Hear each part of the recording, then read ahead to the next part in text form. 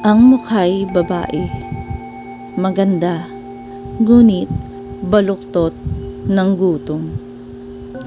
Mata na tila kilala siya mula pa sa simula. Bumaba ito ng dahan-dahan, nakabitin ang laman loob, parang ahas na gumagapang pababa. Hindi siya makasigaw. Hindi siya makagalaw at ang tanging nagawa niya ay humakbang paatras hanggang narinig niya ang isang bulong sa kanyang tenga kahit wala namang nakatayo sa likod niya. "Vincent Tax, ikaw ang kasunod." At sa iglap na iyon, naglaho ang nilalang. Ang kalsada'y muling naging tahimik, ngunit ang amoy ng dugo at nabubulok na laman ay naiwan sa hangin. Nang makauwi siya sa kanyang kondo, akala niya'y ligtas na siya. Ngunit sa bintana ng kanyang silid, nakita niya ang bakas ng dugo. Mahaba, malalim, sariwa. Parang may kumakapit mula sa labas. At mula sa sulok ng kanyang tenga, narinig niyang muli ang hampas ng pakpak. Habang lumilipas ang mga araw, unti-unti siyang nilalamon ng pangamba. Mula sa kadiliman, nagsimulang sumulpot ang mga nilalang na dati lamang laman ng mga kwento, mga manananggal. Anak ng gabi, isinilang mula sa matinding puot ni Bea. Ang kanilang mga aninoy dumadapo sa bubungan. Ang pakpak ay humahampas na parang punit na lona sa gitna ng bagyo. Sa bawat gabi, may isang kapitbahay na naglalaho. Sa bubong, may kalabog na parang may kumakalas na kuko. Mahaba, matalim, na pilit binubuksan ang kisame. At mula sa dilim, may humuhugot ng iyak ng sanggol. Matinis, paulit-ulit, ngunit sa pagdungaw niya, walang bata roon. Kaya sila tumakas, bayan sa bayan, palaging patago. Sa bawat pinto, nakabitin ang krus na pilit nilang kapit. Sa bawat bintana, asin na nakakalat na parang abo ng sunog. Ngunit saan man sila sumilong, hindi nila maiwan ang bigat ng takot. Laging may pakpak na humahabol. Laging may malamig na hininga sa kanilang likod. Hanggang sa isang gabi, wala nang natira kundi sila at ang dilim. Sa ilalim ng liwanag ng buwan, hinarap ni Anita si Vicente. Ang kanyang tinig ay mababa, nanginginig, ngunit matalim, parang punyal na idiniin sa dibdib. "Mahal mo ba talaga ako?" Isang tanong na hindi lamang tanong, isang hatol. Hindi mo kailangan sagutin para mabuhay.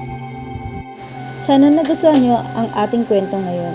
Sa mga bago pa lang sa ating channel, maaaring po bang pa-like, subscribe, share, and comment.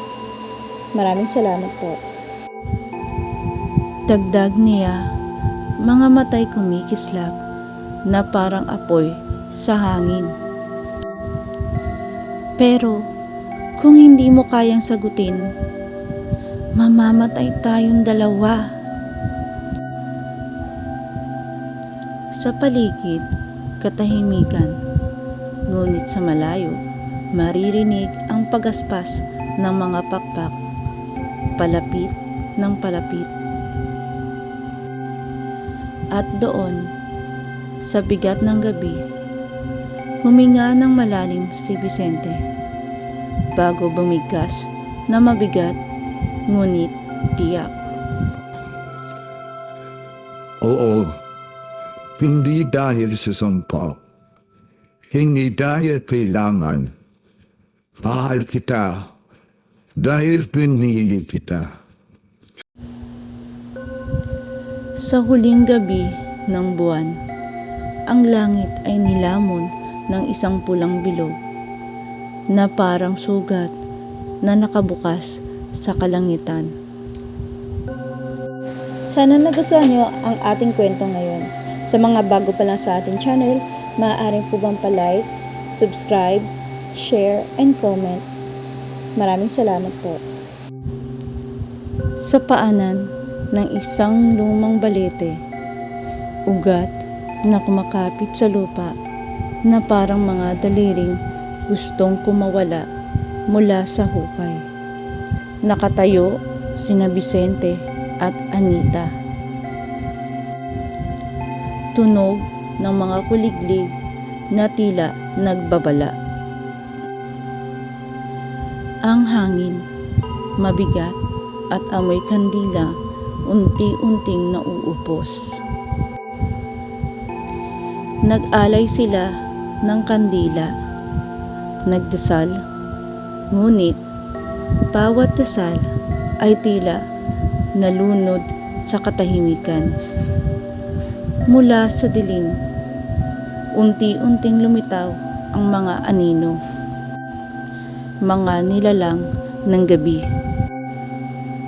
Mga katawang nahati, pakpak na kasing itim ng abo, mga mata na gutom, at sa kanilang gitna may isang anyo kumikislap sa liwanag ng buwan.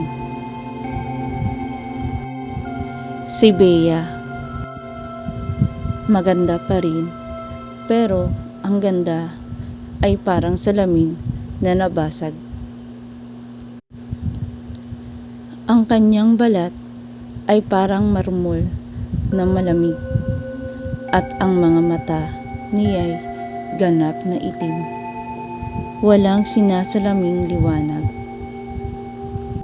Sana nagustuhan nyo ang ating kwento ngayon. Sa mga bago pa lang sa ating channel, maaaring po bang pa-like, subscribe, share, and comment. Maraming salamat po. Ang bawat ngiti niya ay may kasamang pangungutya at ang hangin ay tila huminto nang siya'y magsalita. Si Bea, mababa, nanginginig ang lupa. Pipiliin mo ba siya? Humakbang si Vicente. Ang kanyang tinig ay hindi na bulong, kundi pagtutol. Tinig na naglalaban sa takot. Oo. Nagdilim ang mukha ni Bea. Kahit lahi siya ng babaeng isinumpa ko. Si Vicente, nanginginig ngunit matatag, lumapit kay Anita. Hinawakan niya ang kamay nito at ang mga daliri, malamig ngunit mahigpit ang kapit. Kahit higit pa. Mahal kita hanggang matapos ang sumpa. At bago pa man tuluyan, bumagsak ang dilim. Hinalikan niya si Anita.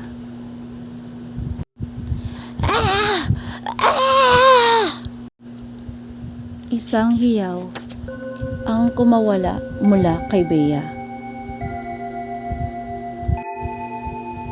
Isang tinig na parang metal na pinupunit. Isang alingaw-ngaw na yumanig sa lupa. Sana nagustuhan nyo ang ating kwento ngayon. Sa mga bago pa lang sa ating channel, maaaring po bang pa-like, subscribe, share, and comment. Maraming salamat po. Isa-isang nagliyab ang mga manananggal. Nakikislot, nagdidilaan ang apoy mula sa loob. At sa isang iglap, sila'y naging abo na tinangay ng hangin. Si Bea nakatayo pa rin, ngunit sa halip na galit, isang ngiti ang gumuhit sa kanyang labi. Isang ngiti ng kapatawaran, ng pagbitaw, una at huli. At sa ilalim ng pulang buwan, natapos ang sumpa.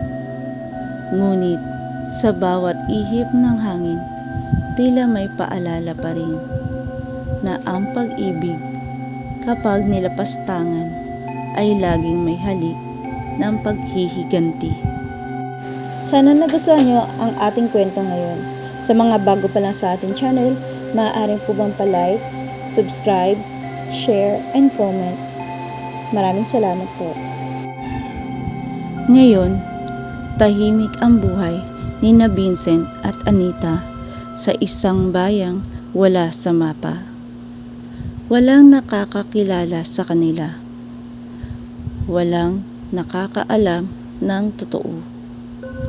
Ngunit tuwing gabi, sa ilalim ng buwan, nagsisindi sila ng kandila sa paanan ng isang puno para kay Bea, para sa lahat ng biktima ng pagkukunwari, para sa pag-ibig na minsan ipinagkait pero sa wakas ay lumaya.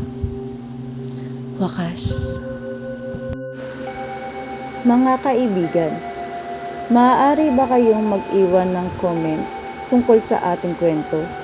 Sa mga bago pa lang sa ating channel, maaari bang pa-subscribe, like, share, and comment? Maraming salamat sa inyong pagsuporta. Ang kwentong Kababalaghan.